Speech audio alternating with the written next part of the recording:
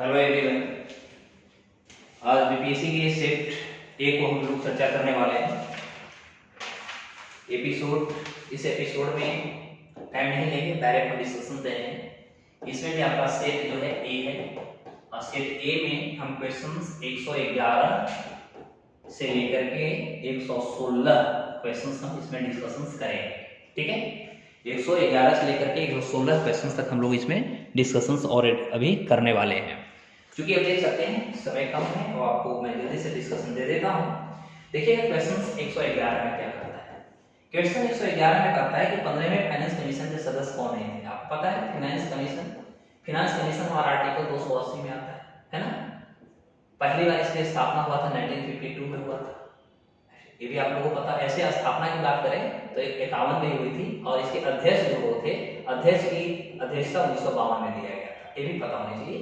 और यह एक संवैधानिक निकाय है, यानी कह सकते हैं इसके लिए संविधान में कहीं चर्चा की गई, इसलिए ये हमारा संवैधानिक निकाय हो जाता है। क्वेश्चन करता है कि 15वें फाइनेंस कमीशन के इनमें से कौन से सदस्य नहीं थे, ऐसा आपका क्वेश्चन है। तो यदि हम इनके मेंबर की बात करें तो इनके मेंबर में सबसे पहला जो आ जाता है नाम, वो आ जाता है, मैं मेंबर लिख देता हूं हेडिंग में। तो इसके जो मेंबर्स थे, टोटल मेंबर्स कौन कौन है। मेंबर नंबर 1 आपको याद रखना है अजय नारायण झा। ठीक है, अजय नारायण झा पहला थे।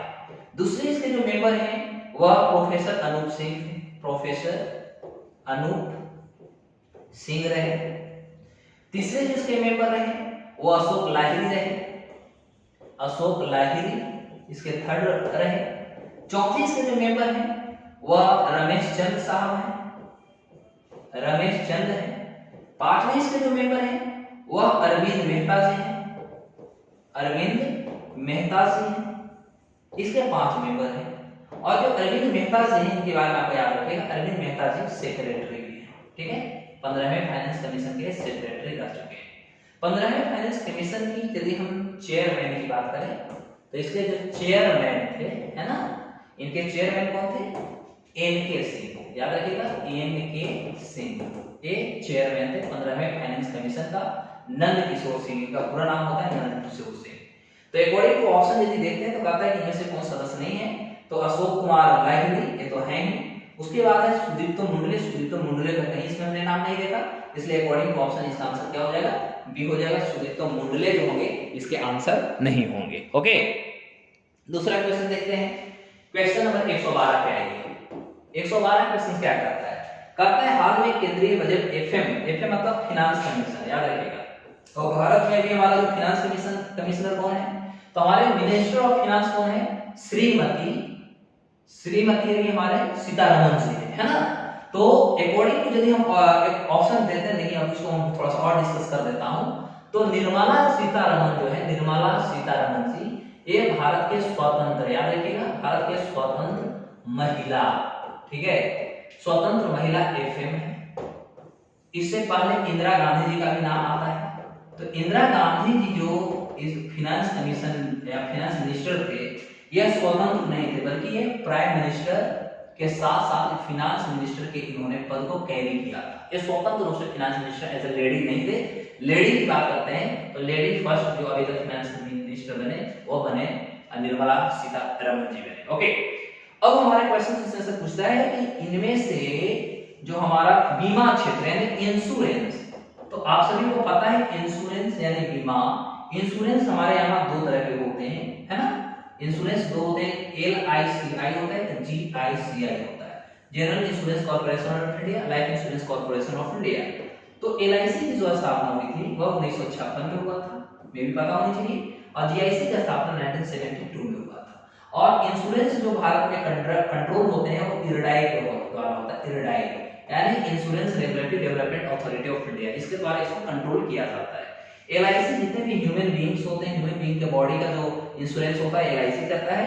और क्या कर सकते हैं, ह्यूमन बीइंग को छोड़कर इससे, है ना, एक्सेप्ट ह्यूमन बीइंग को छोड़कर जितने भी इंश्योरेंस कराता है वो कौन करता है, GIC कराता है।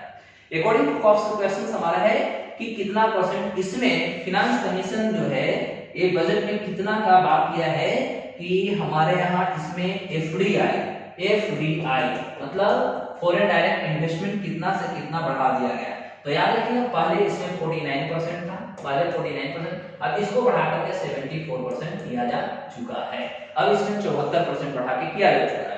तो इस अकॉर्डिंग टू क्वेश्चन का ऑप्शन हो जाएगा, आंसर सी हो जाएगा, यानी 74% इसका आंसर हो जाना चाहिए। ओके, अगले क्वेश्चन की ओर बात करें। अगला आपका है क्वेश्चन 113 क्वेश्चन क्या है? 113 में कहता है राजकोषीय घाटा। देखिए बजट की बात किया है और बजट जो है 2021 के अनुसार यानी अकॉर्डिंगली पूछा है कि 2021-22 जो हुआ इसमें पूछ रहा है कि सकल घरेलू उत्पाद यानी जीडीपी जो हमारी है इसका कितना परसेंट फिजिकल डेफिसिट मतलब हुआ राजकोषीय घाटा के रूप में माना गया है, कितना किया गया है। तो मैं आपको पहले बता दूं कि यदि देखा जाए तो अकॉर्डिंग टू ऑप्शन तो सबसे पहले हम बात करेंगे 2021 में। तो 2021 में जो हमारा फाइनेंशियल डेफिसिट था वह 6.4% था, ठीक है। अभी की हम बात करें तो यह 7.4% हो चुका है। और यदि हम रुपया वैल्यू की बात करें तो हमारा जो डेफिसिट हुआ है वह 15,91,089 करोड़ रुपया हुआ है, ये आपका अंक में हुआ, ठीक है। यानी टोटल डेफिसिट जो हुआ हमारे पास इस फाइनेंशियल ईयर में 15,91,089 करोड़ रुपया। ओके, तो ये टोटल हमारे डेफिसिट हुआ है। और इस डेफिसिट में पिछले साल 6.4%, अभी 7.4% हो चुका है। तो अकॉर्डिंग टू ऑप्शन देखिएगा, इसमें हमें कोई ऑप्शन दिख नहीं रहा है, तो आप इसका आंसर जो होगा बिल्कुल इसका आंसर आप ई मार लीजिएगा, आंसर सही हो जाना चाहिए। ओके, चलिए अब हम क्वेश्चन 114 की ओर आएंगे। 114 114 क्वेश्चन क्या कहता है? 114 में कहता है आप इकोनॉमी देखिएगा, एक इकोनॉमिक ग्रोथ होता है, इकोनॉमिक डेवलपमेंट होता है। तो इकोनॉमिक ग्रोथ का मतलब क्या होता है? ग्रोथ का मतलब होता है जो बहुत धीरे धीरे बढ़ता है, ग्रेजुअली बढ़ते जाता है, इसको ग्रोथ कहते हैं, ठीक है, ऐसे से नहीं चलेगा। और डेवलपमेंट का मतलब जैसे यहाँ पर ऐसे था, एक ही बार ऐसे हो गया, मतलब अचानक बढ़ के चले जाना, मतलब ये हमारा सस्टेनेबिलिटी देता है, स्टेबिलिटी देता है, ऐसे समझिए, ये स्टेबिलिटी देता है, लॉन्ग टर्म स्टेबिलिटी देता है। इसीलिए एमजी मायर ने कहा था कि किसी भी देश की हर चीजों में जब विकास होता है तो बशर्ते कि उसमें जो वहाँ की जनसंख्या है वह जनसंख्या मुख्य रूप से देखा जाए तो वैसी जनसंख्या जो बीपीएल में रहता है, बिलो पॉवर्टी लाइन, गरीबी रेखा से नीचे, उसमें किसी प्रकार का परिवर्तन नहीं होना चाहिए, तब हम कहेंगे वहाँ की इकोनॉमी जो है डेवलपमेंट हो रही है। तो इकोनॉमिक ग्रोथ और इकोनॉमिक डेवलपमेंट, लेकिन क्वेश्चन आपका पूछता है कि आर्थिक विकास का सबसे अच्छा सूचकांक यानी क्वेश्चन है बेस्ट इंडेक्स की चर्चा कर रहा है कि बेस्ट इंडेक्स इसमें क्या होगा। तो आपको मैं बता दूं बेस्ट इंडेक्स की यदि बात करते हैं तो बेस्ट इंडेक्स हमारा क्या होता है? किसी भी देश की इकोनॉमी को जज करने के लिए क्या करते हैं? पर कैपिटा इनकम की ओर जाते हैं। तो पर कैपिटा इनकम पे हमारा पूछ रहा है डेवलपमेंट, तो पर कैपिटा हो जाएगा, पर कैपिटा, और पर कैपिटा में क्या होगा? तो ग्रोस नेशनल प्रोडक्ट हो जाएगा, ग्रोस नेशनल प्रोडक्ट जो हो जाएंगे इसमें ए आ जाएंगे। ए हमारा जो है इस आधार पे हम बेस्ट इंडेक्स का आधार पे हम देश की इकोनॉमिक ग्रोथ को क्या कर सकते हैं? मेजर कर सकते हैं, स्टेबिलिटी को दे सकते हैं। तो अकॉर्डिंग टू ऑप्शन यदि आप देखिएगा तो अकॉर्डिंग टू ऑप्शन आई इसका आंसर जो होगा बी हो जाना चाहिए, इसका आंसर बी हो जाएगा। अगला क्वेश्चन को हम देखते हैं। नेक्स्ट आपका जो क्वेश्चन है और क्वेश्चन आपका 115 है, 115, ठीक है। 115 में कहता है कि स्वच्छ भारत मिशन, स्वच्छ भारत मिशन, और ये स्वच्छ भारत मिशन में क्वेश्चन है फेज सेकंड से। फेज सेकंड पे क्वेश्चन है कि इस पर किस अवधि के लिए इसको लागू किया गया है। तो देखिए सबसे पहले इसको याद रखिएगा, फेज 2020-21 से लेकर के, ठीक है, से लेकर के 2025-26 तक चलेगा साहब, 2025-26 तक ही चलेगा। तो पहले फेज हो गया, इसमें भारत सरकार का जो फाइनेंशियल आउटले है, फाइनेंशियल आउटले का मतलब सरकार जो खर्च करने के लिए जो उम्मीद जताई है, यह उम्मीद इसमें सरकार ने लाया है कि टोटल इस सेकंड जो स्वच्छ भारत मिशन होगा, खासतौर पर रूरल की बात करते हैं, यानी रूरल का मतलब होगा ग्रामीण, ठीक है, हम ग्रामीण की बात कर रहे हैं।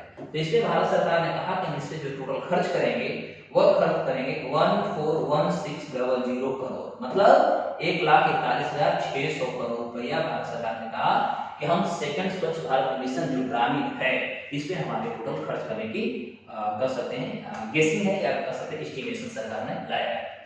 116 क्वेश्चन की ओर बढ़िए। 116 क्वेश्चन क्या करता है? 116 क्वेश्चन में हमारा है कि इसमें से कौन सा एनडीसी का निशान है। एनडीसी का पूर्ण रूप क्या होता है? नेशनल डेवलपमेंट काउंसिल, है ना, राष्ट्रीय विकास परिषद। इसकी स्थापना यदि देखा जाए तो भारत में इसकी 1952 में हुआ था, 1952 में हुई थी। और यह भी जो संस्था है साहब, ये संस्था याद रखिए, यह भी एक गैर संवैधानिक निकाय है, नॉन कॉन्स्टिट्यूशनल बॉडी है, ठीक है, गैर संवैधानिक। दूसरे शब्द में कह सकते हैं एडवाइजरी बॉडी, ये भी कह सकते हैं आप, या एक एडवाइजरी बॉडी, दूसरे शब्द में कह सकते हैं।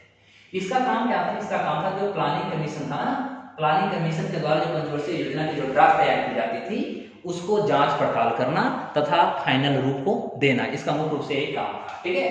और इसके जांच पड़ताल होने के बाद हमारे यहाँ पंचवर्षीय योजना लागू होती थी, लेकिन अब हमारे यहाँ नीति आयोग आ गया, तो माइनस की बात है, planning commission is replaced by NITI Aayog, ये तो कंफर्म हो गया। और अब हमारा एनडीसीसी में इन्वॉल्व मिला दिया गया है, अब तो ये रहा नहीं। तो ओवरऑल यदि देखा जाए तो नीति आयोग के सचिव, तो आपको पता है कि प्लानिंग कमीशन के जो पदेन सभापति होते हैं, पदेन जो अध्यक्ष होते हैं, वो देश के प्रधानमंत्री होते हैं, और यही हमारे नीति आयोग के होते हैं। और पदेन सभापति के द्वारा जो डेप्यूटी यानी उप अध्यक्ष बनते हैं, उनकी नियुक्ति प्रधानमंत्री करते हैं। तो जो भी हो वो भी वही नीति आयोग का होगा, वही एनडीसी का भी हो जाते थे, प्लानिंग कमीशन वाले एनडीसी का हो जाते थे। तो नीति आयोग और प्लानिंग कमीशन दोनों एक दूसरे से जुड़ रहा है, लेकिन इसमें एक डी ऑप्शन जो दे रहा है आपको, डी ऑप्शन आप देख सकते हैं क्वेश्चन के साथ क्या करता है, भारत के वित्त आयोग के अध्यक्ष। देखिए फाइनेंस कमीशन जो होती है इसमें इसका कोई रोल नहीं होता है। आई थिंक इसलिए आंसर इसका जो होगा, आप आंसर डी मार्क दीजिएगा, मार्क भी दिए होंगे, ये भी वेरी इजी क्वेश्चन बनेगा। आगे भी देख लेते हैं क्वेश्चन। क्वेश्चन 116 से बाद 117 पे आइए। 117 के क्वेश्चन बहुत सिंपल है। 117 क्वेश्चन में आपको मैच की बात किया। सरकारी आयोग आप जानते हो, सरकारी आयोग, सरकारी आयोग क्या है? सरकारी आयोग राज्य तथा केंद्र के बीच में संबंध स्थापित करने के लिए किया गया था, डिजिटल के। तो इसका आंसर यदि देखा जाए तो केंद्र और राज्य वाला ऑप्शन मान लीजिएगा, ठीक है। उसके बाद सेकंड है सी रंगारिया समिति। तो सी रंगारिया समिति का जो उद्घाटन की लाई गई थी कमेटी, इसका था गरीबी को मापने के लिए किया गया था। पारेख समिति जो था एक इंफ्रास्ट्रक्चर जो फाइनेंशियली होती है ना, उसके लिए लाया गया था, फिनांस के लिए। और एक नरसिम्हन कमेटी बैंकिंग सुधार के लिए लाया गया। तो अकॉर्डिंग टू 117 यदि हम बात करते हैं तो 117 के जो ऑप्शन हो जाएगा इसका आंसर डायरेक्ट ये मान लीजिएगा, आंसर आपका सही हो जाएगा। 118 में देखिएगा, 118 में कहता है 18 में कहता है भारत में चावल उत्पादन राज्यों को सही आरोही क्रम होते हैं। चावल उत्पादन याद रखिएगा, चावल उत्पादन। तो आपको मैं बता दूं चावल उत्पादन में यदि देखा जाए तो इसमें हम लाते हैं पहले भारत को। तो भारत जो है वर्ल्ड में, है ना, दुनिया में सेकंड प्रोड्यूसर है, सेकंड प्रोड्यूसर यानी उत्पादकता है, ठीक है। उसके बाद हम कह सकते हैं कि भारत जो है लार्जेस्ट, है ना, लार्जेस्ट एक्सपोर्टर ऑफ चावल है, एक्सपोर्टर ऑफ राइस, यानी चावल का सबसे ज्यादा निर्यात करने वाला देश जो है वो भारत है। सबसे ज्यादा लार्जेस्ट एक्सपोर्टर इंडिया है। और उत्पादन की बात करें तो भारत सेकंड स्थान वर्ल्ड में है, विश्व में है, ये भी याद रखिएगा। ये दोनों हम वर्ल्ड की बात की, लेकिन क्वेश्चन हमारा वो ऐसा नहीं है, क्वेश्चन कुछ और है। तो और इसके बारे में बता दूं कि 1980 में 1980 में भारत का जो टोटल प्रोडक्टिविटी थी वो बहुत ज्यादा नहीं था, 53.6 मिलियन टन था। ध्यान दीजिएगा 53.6 मिलियन टन थी, जो 2020-21 के यदि हम फाइनेंशियल ईयर की बात करें तो यह बढ़ करके जो हुआ 120 मिलियन टन हो चुका है। तो सोच सकते हैं 1980 से लेकर के 2020 यानी मोटा मोटी आप देख लीजिएगा 40 साल में हमारे देश की जो एग्रीकल्चर है बहुत अच्छा काम किया, खासतौर पे धान। और हम लोगों को पता है कि चावल हमारे देश का प्राथमिक आहार है। भारत के सारे राज्यों की यदि हम बात करें तो मैक्सिमम राज्य में चावल की प्रोडक्टिविटी इसलिए होता है कि हम सबसे ज्यादा कंजम्पशन करते हैं, ठीक है। अब ये क्वेश्चन ऐसा नहीं, क्वेश्चन कुछ और पूछा है। इसमें क्वेश्चन पूछा है कि इसमें सब राज्यों के बारे में बताना है। तो देखिए टॉप 10 की हम बात करें, टॉप 10 भारत के कौन कौन से राज्य हैं। तो सबसे पहला यदि है वो वेस्ट बंगाल है, पश्चिम बंगाल है। पश्चिम बंगाल की यदि हम प्रोडक्टिविटी की बात करते हैं तो हम बात करें 2020 में, तो 2020 में जो पश्चिम बंगाल दिया था वो 15.57 मिलियन टन, याद रखिएगा 15.57 मिलियन टन ये 2020 में इन्होंने प्रोडक्टिविटी दी थी। इस आधार पर पश्चिम बंगाल का स्थान पहला होता है। दूसरी स्थान जो भारत में आया था वह उत्तर प्रदेश का है। उत्तर प्रदेश का प्रोडक्टिविटी रहा 15.52 million tonne. Is it okay. तीसरा जो स्थान रहा भारत में वह थर्ड स्थान हमारा पंजाब का रहा। पंजाब का जो प्रोडक्टिविटी देखिएगा तो 12 मिलियन टन रहा, 12 मिलियन टन। चौथा स्थान जो भारत में जो आया वो तमिलनाडु का हुआ। पांचवा स्थान यदि देखिएगा तो 5 स्थान पे आंध्र प्रदेश का स्थान आया, ये भी लगभग 8.64 मिलियन टन इन्होंने भी दिया। छठे स्थान पर भारत में आया बिहार का, हमारा अपना प्यारा बिहार। सातवां स्थान में यदि देखिएगा तो छत्तीसगढ़ का नाम आता है। आठवां स्थान पर देखिएगा तो आठवां पे आपका ओडिशा का नाम आता है, ओडिशा यानी उड़ीसा आप कहिएगा। और 9वां स्थान जो था 9वां उस पे असम को आया, असम वो 4 समथिंग किया था यानी 4.16 मिलियन टन कर सकते हैं। और 10वां जो स्थान पर भारत में आया वो हरियाणा का आया, हरियाणा का आया। तो ओवरऑल यदि देखा जाए तो भारत में 10 ऐसे टॉप 10 राज्य हैं जो चावल के प्रोडक्टिविटी उत्पादकता में अपना एक महत्वपूर्ण स्थान को रखते हैं। Is it okay? उसके बाद आप देखिएगा 119 तक क्वेश्चन कर करके आपको छोड़ देंगे। अब लास्ट ऑफ क्वेश्चन आपको 119 का डिस्कशन दे देता हूं, उसके बाद हम आगे फिर डिस्कशन करते रहेंगे। तो 119 क्वेश्चन में क्या कहता है? 19 क्वेश्चन में हमारा फाइनेंस कमीशन देखिएगा, अभी जैसे मैंने चर्चा भी किया था। तो फाइनेंस कमीशन क्या है? सबसे पहले तो एक एडवाइजरी बॉडी है साहब, एडवाइजरी बॉडी यह सलाहकारी संस्था है, भारत सरकार को सलाह देती है, भारत सरकार माने न माने सरकार पर डिपेंड करता है। ये भारत के संविधान में 280 अनुच्छेद में आती है। इस आधार पर एक संवैधानिक निकाय हो जाता है, संवैधानिक क्योंकि देश के संविधान में इसके लिए चर्चा की गई तो संवैधानिक निकाय हो गया। और ओवरऑल यदि देखा जाए तो इसकी जो स्थापना है ना, तो इसकी स्थापना यदि देखा जाए तो 22 नवंबर 1951 को इसकी स्थापना किया गया था। और इसके प्रथम, ठीक है, प्रथम जो अध्यक्ष थे उनका नाम आप भी जानते होंगे, केसी नियोगी साहब का नाम सुना होगा। तो केसी नियोगी साहब इसके पहले अध्यक्ष थे और इनकी अध्यक्षता जो भारत में मिली थी एज ए फाइनेंस कमिश्नर, ये बने थे भारत में 6 अप्रैल, याद रखिएगा 6 अप्रैल 1952 को बने थे। Is it okay? और अभी वर्तमान 15वां फाइनेंस कमीशन आया था। तो 15वां फाइनेंस कमीशन का जो चेयरमैन थे वो एनके सिंह थे, एनके सिंह अभी जस्ट चर्चा किया और एक नंद किशोर सिंह। तो ओवरऑल यदि देखा जाए तो पहला हमारा ऑप्शन है, यह एक आयोग संविधिक निकाय है। हिंदी नहीं समझ में आ रहा है, अंग्रेजी बताता हूँ। Finance commission is a statutory body, गलत, ये हमारा क्या है? एडवाइजरी बॉडी है। और साथ ही साथ क्या है? एक कॉन्स्टिट्यूशनल बॉडी है। क्या है? कॉन्स्टिट्यूशनल बॉडी है, इसलिए पहला ऑप्शन तो होगा नहीं। दूसरा का आता है कि फाइनेंस कमीशन 280 में आया, सही है, सेकंड तो सही है। थर्ड का आता है कि एक रिकमेंड एडवाइजरी दे सकता है, ये भी मानता हूँ, ये भी सही है। उसके बाद कहता है फर्स्ट फाइनेंस कमीशन 1950 में, तो गलत बात, ये 1951 में हुआ था। तो इस आधार पर यदि देखा जाए तो अकॉर्डिंग टू ऑप्शन यदि हम देखें इसका 2 प्लस 3 दोनों सही हो जाएगा। और 2 प्लस 3 देख लीजिएगा कौन से option, I think answer C इसका ऑप्शन हो जाएगा। तो सी ऑप्शन में इसका आंसर दिया हुआ है। तो अब हमने अभी देखा इस टॉपिक में 111 से लेकर के 119 क्वेश्चन तक हमने आपको डिस्कशंस करा दिया। अगले एपिसोड में फिर मिलते हैं और फिर इसी तरह के छोटे-छोटे वीडियो के द्वारा हम आपको सारे बीपीएससी का सिटी सेल्स का क्वेश्चन का जो है एनालिसिस दे दूंगा। खासकर पॉलिटी इकोनॉमिक्स होगा जो हमारी सब्जेक्ट है वो हम आपको दे दूंगा। फिर हिस्ट्री से रिलेटेड जो भी कुछ होगा जहां पर आपको लगेगा डिस्प्यूटेड होगा तो उस पर भी हम चर्चा कर लेंगे। तो फिर मिलते हैं, तब तक के लिए नमस्कार, बाय बाय, जय हिंद।